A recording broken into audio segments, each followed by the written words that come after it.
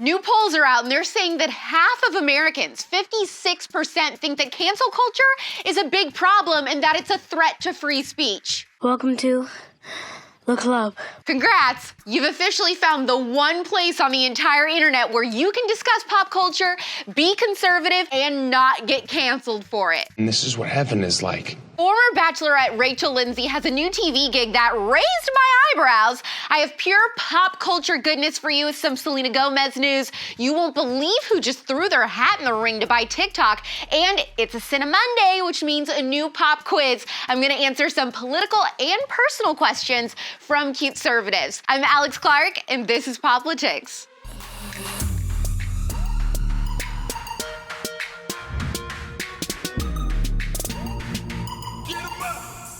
Former Bachelorette Rachel Lindsay just got a new job as a correspondent for Extra, working with Billy Bush. Rachel said, "I'm thrilled to be working with Extra. They have an established, respected reputation and are a staple in the entertainment world. I've always admired the engaging, informed, and entertaining stories that they bring to life." Okay, but how long till this poops the bed? Won't take long. If I'm Rachel's new coworker, I would be sweating bullets, especially if I was Billy Bush. Rachel has become one of the most far-left celebrity activists on social media. She's a huge proponent of cancel culture, and She hates everybody. remember how she literally threw Becca Kufrin, her podcast co-host and best friend, under the bus by telling everyone that Becca's fiance Garrett is a piece of crap just because he said Blue Lives Matter? How could I forget? Sidebar for a second. You know how I love the podcast The Morning Toast? Well, people try to cancel the Morning Toast girls all the time because their mom is a very far right-wing activist. But because these girls won't denounce their mom,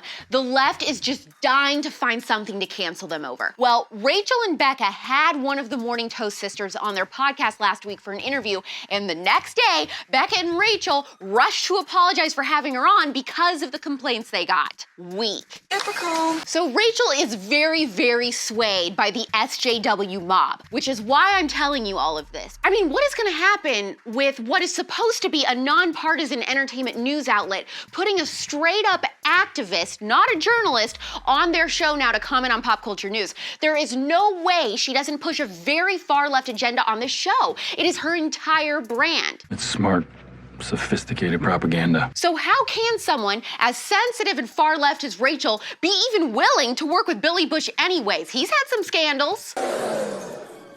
Well, I have my guesses. Big bank, small bank, I like to make money. Selena Gomez just released a new single called Ice Cream with K-pop girl band Blackpink, and the song is whatever, truly nothing to write home about. Can we just skip it? Psych, just kidding, it kind of is something to write home about. I want to talk about the promo for this song. It's on another level. Probably some of the best marketing for a song that I've seen in a while, and the aesthetic, behold a freaking masterpiece. First of all, since the song is called Ice Cream, Selena partnered with Serendipity, the uber famous ice cream place in New York City, to create her own flavor, and it's pink cookies and cream. Ice cream. The official name of the flavor Selena created is Cookies and Cream Remix, and the website says it's a decadent pink vanilla ice cream with thick fudge swirl and broken cream-filled cookie pieces. You don't even have to go to the iconic Serendipity itself either. You can get it online, shipped to you, or pick it up at basically any retailer for $7.99. Get it done, ice cream. So yeah, going to get this is like the first thing I'm gonna do after work today. I mean, look at her. The stripes, the sailor hat. Can you see the pink tinge on that cookies and cream? POPlitics. The pictures they took for this promotion are unreal. I'm declaring it now. I'm speaking it into existence. I want the glam hair and curlers look to come back ASAP as possible. This entire campaign is just not even fair at this point. The looks in this music video just really are on another level and unlike anything out there right now. So let me live, okay? Let me stand in peace. It's none of your business! TikTok might be getting the blue light special soon because Walmart is throwing their hat in the ring to buy the platform. A guaranteed disaster. Like eating a burrito before sex. So far, Microsoft has seemed to be the only company seriously interested in purchasing the Chinese app. And now Walmart? You know what? It's the tacky, outdated, 0% cool brands for me. I don't want it now. You know when you're in high school and your mom tells you you aren't allowed to wear something and then all you want to do is wear it, but then if she tells you she loves your outfit, you immediately want to change? That's how I feel now. Like, you want to be involved in this? I'll voluntarily leave TikTok on my own. You don't have to ask me twice. For the talkers, do you feel the same way as I do or don't care who buys it as long as it doesn't go away? This plan is stupid. Let's just leave town now. You know Kris Jenner's iconic phrase, "You're doing amazing, sweetie." Kim, you're doing amazing, sweetie. Push this knee out. It's from a 2007 episode of Keeping Up where she was taking pics of Kim Kardashian while she was posing for Playboy. Definitely edgy, but also just really funny. And from that moment on, everyone couldn't help but compare her to this famous movie character. It literally became so iconic that Ariana Grande had her recreate this scene for her Thank You Next music video, which parodied Mean Girls. Well, the 64-year-old Momager filed to trademark it according to the United States Patent and Trademark Office records. And according to page 6, the trademark will apply to everything from coats, dresses, and footwear to hairbrushes, home decor, and cosmetics. I have a little surprise for you. No, it doesn't apply to chickens. I know Kris's son-in-law is taking a crack at running for president right now, but can I just say, I wouldn't be opposed to this woman running the country. I mean, we know how someone with incredible business experience in the White House is a game changer. Everything running smoothly? Oh, I suppose so. 2 non-political people I'd feel safe running this country. Kris Jenner and whoever came up with the Chick-fil-A drive-thru concept. Well, actually, you have a point. Mondays are quickly becoming my favorite day of the week because I get to answer questions from you guys. DM or comment them to us anytime you think of one, whether it's political, personal, or pop culture related, it doesn't matter. It's time for the pop quiz. Anna has a great question. Can I be a conservative and not blindly follow the party or vote conservative? I agree with a lot of the core tenets of conservatism, just not a fan of a lot of the conservative representatives. You definitely can be a conservative and not necessarily like every candidate. I vote straight ticket because it's so important for me to have pro-life people in charge, but you can do whatever you want and vote for whoever you want, as long as you vote. There are conservatives I don't like. Just because someone's a conservative, it doesn't mean that you're necessarily going to click with their personality, but I'd ask yourself, even though you don't like their personality, are they going to put other people on their team who are fighting for things that are important to you?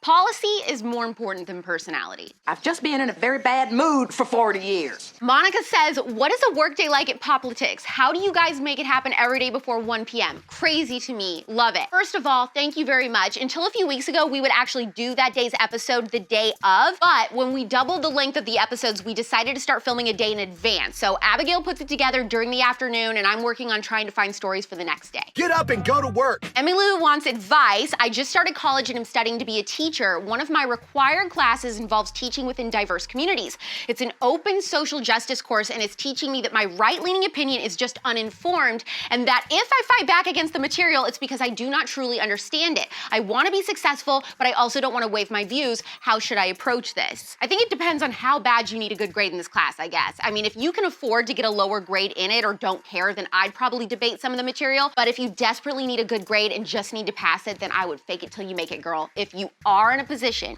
where you can go toe-to-toe with your professor and kind of challenge them, make sure that you record everything. Take this camera. I want to document everything. Kate says, how would you suggest gaining more knowledge of politics? I have tons of liberal friends who I'd love to have conversations about politics with, but I don't feel like I'm a good enough debater, and I don't think I know enough about what I believe. First of all, it's okay to say you don't know something. I do it all the time. I tell someone I want to look some things up, I want to make sure that I have a good answer for them, and they always respect that. It is better to do that than say something wrong. And the other thing is, just start listening to some great conservative podcasts that break down big conservative ideas in an easy way and the day's news in an easy way. Charlie Kirk, Ben Shapiro, Ali Stuckey, Dana Lash, those are some of my favorites. You'll start to learn answers to things really fast. I am learning so much. And Alexis wants to know if I'm going to read Lauren Aiken's new book. I really want to. It's on my list. I have a massive pile of books right now that I'm working through. I just read this fiction novel called The Great Alone, which was excellent. I read Ali Stuckey's book last weekend, and now I think the next one I'm gonna read is a book about LBJ and his wife Lady Bird, because even though they were liberal, they had a really interesting relationship, and I kind of want to learn more about them. I also have George W. Bush and Ronald Reagan's autobiographies that I want to read too, and then I'm gonna read Lauren's. Reading this stuff? Tomorrow at 4 p.m. Eastern, 1 p.m. Pacific, we'll touch on the VMAs, and a very famous gay YouTuber now says he's a Christian. Subscribe to POPlitics on Apple Podcasts, Spotify, iHeartRadio, and more. Leave us a 5-star review. And before you go, please heart this episode. Tell me if you vote straight ticket or not, and share this episode to your stories. It's pop culture without the propaganda every single day. I'm AlexClark, and this is POPlitics. Click below to watch yesterday's episode. Please subscribe, thumbs up, share this video, and ring the bell for notifications so you never miss the conservative. And make sure you're following this show at POPlitics on Instagram for even more CUTEservative content.